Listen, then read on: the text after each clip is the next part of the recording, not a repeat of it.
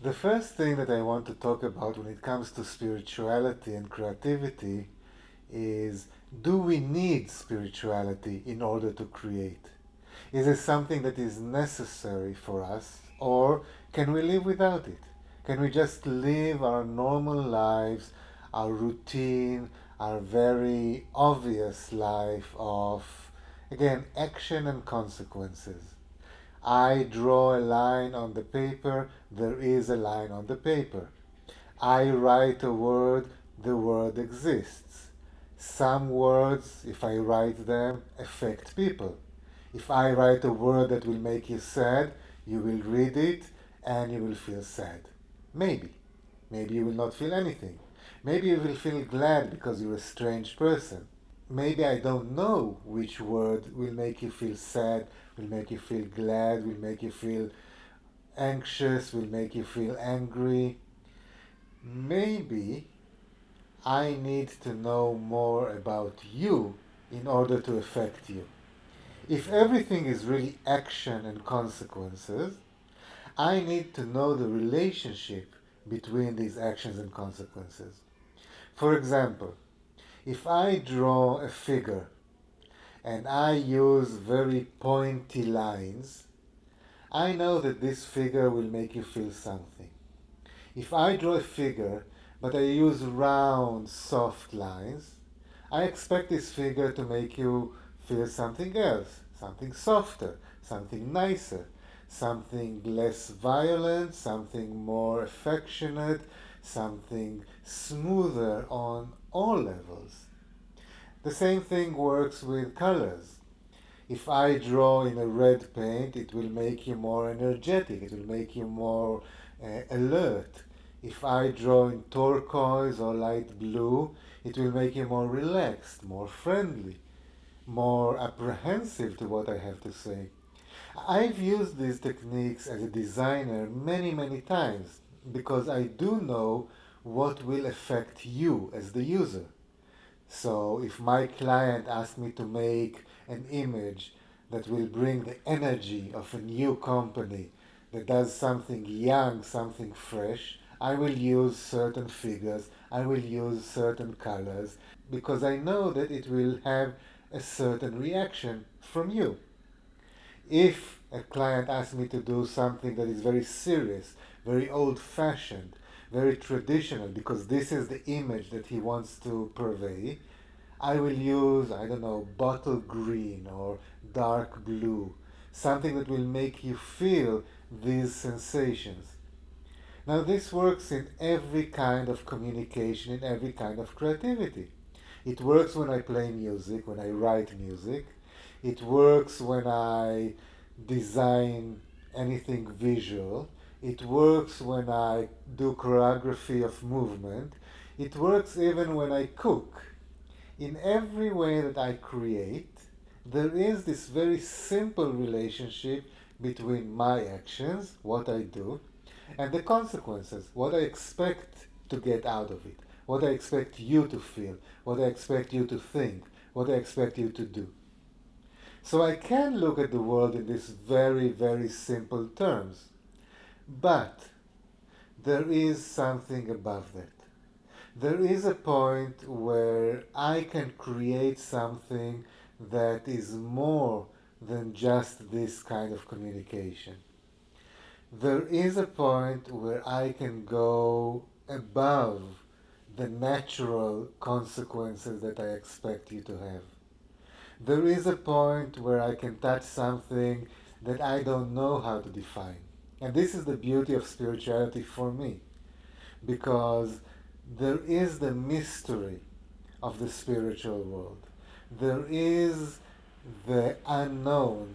By definition, it is unknown. By definition, it is something that is strange, that is different. Because if it was not different, it was the same, then it's the same.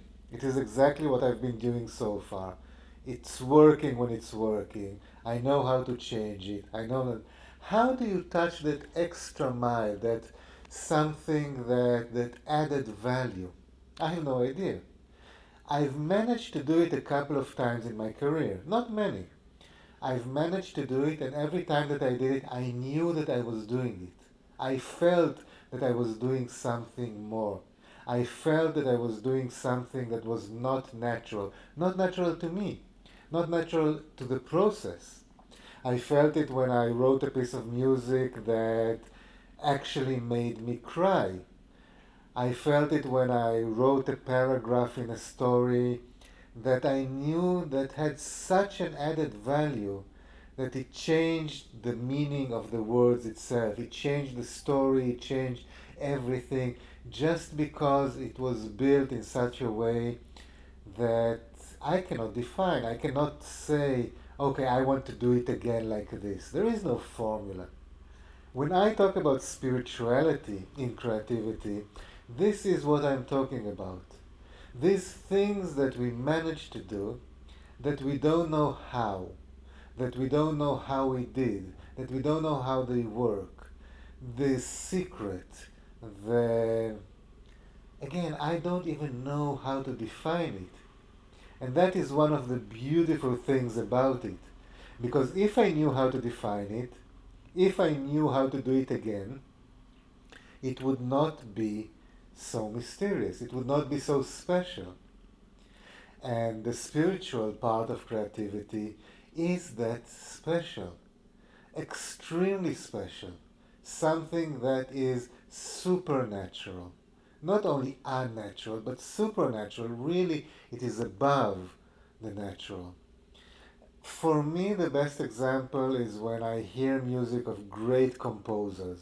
And it doesn't matter if it's Bach, or if it's Zappa, or if it's Steve Vai, or if it's a xylophone player from the Philharmonic here that suddenly did something amazing in a concert of a music that he wrote for himself.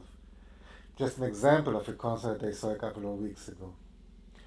There is something supernatural about music that is easy to feel, easy to sense. When it comes to visual art, it is more about knowledge, it is more about understanding, it is more about cultural upbringing. You need to have a certain background in order to understand some great art. There are artists where you look at the work and it takes your breath away. You don't need to understand anything. It just works. But these are few and few apart.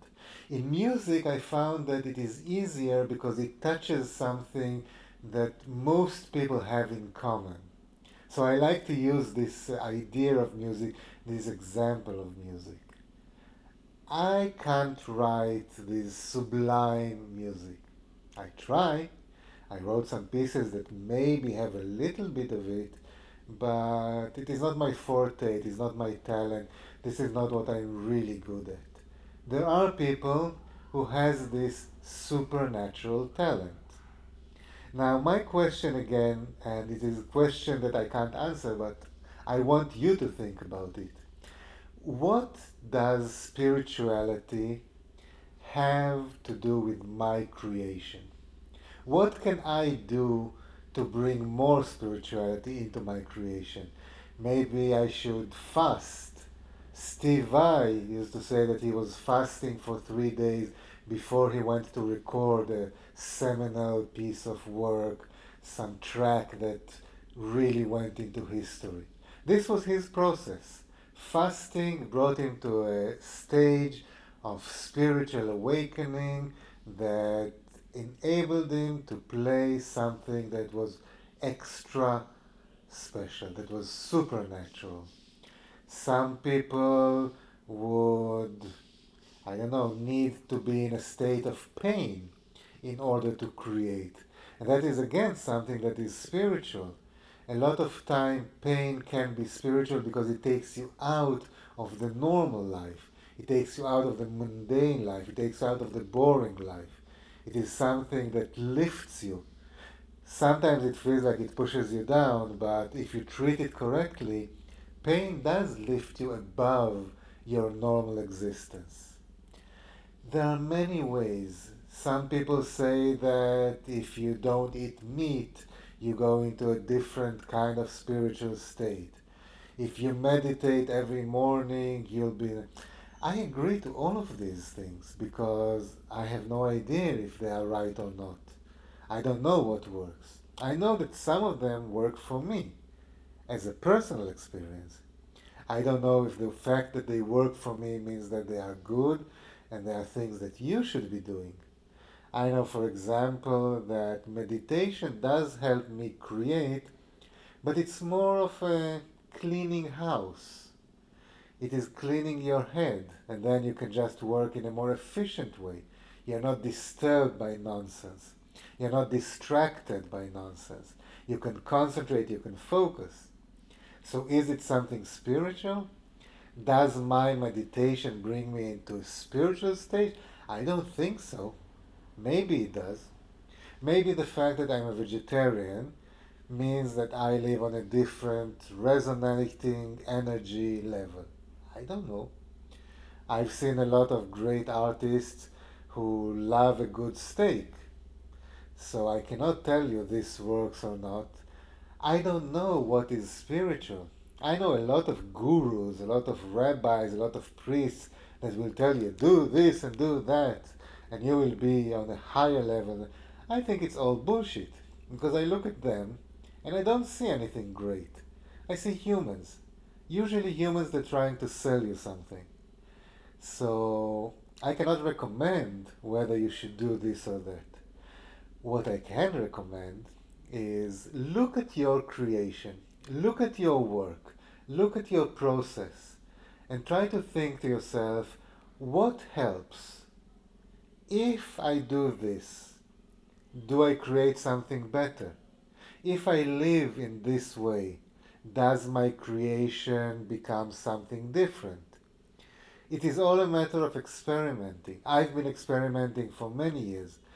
In the last decade, more than before, because before I was more worried about making a living, about making a name, of becoming famous, of having clients.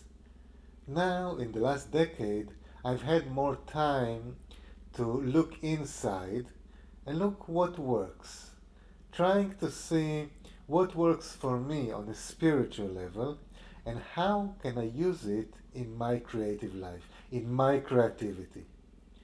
I recommend, I give you this exercise, of starting to be aware of your spiritual life and your creative life and how these two correspond. How does your feelings, your emotions affect your creativity? How does your spiritual behavior or spiritual existence affect your feeling and emotions? And how it affects your creative process? You can do it all the time, you can do it anytime. There is no exercise that I can give you other than trying to understand what works for you, trying to understand how you work. Just trying to put a finger on what is spirituality, what is spirituality for you, what is creativity for you, and more important, how do these things fit together? How do these things work for you?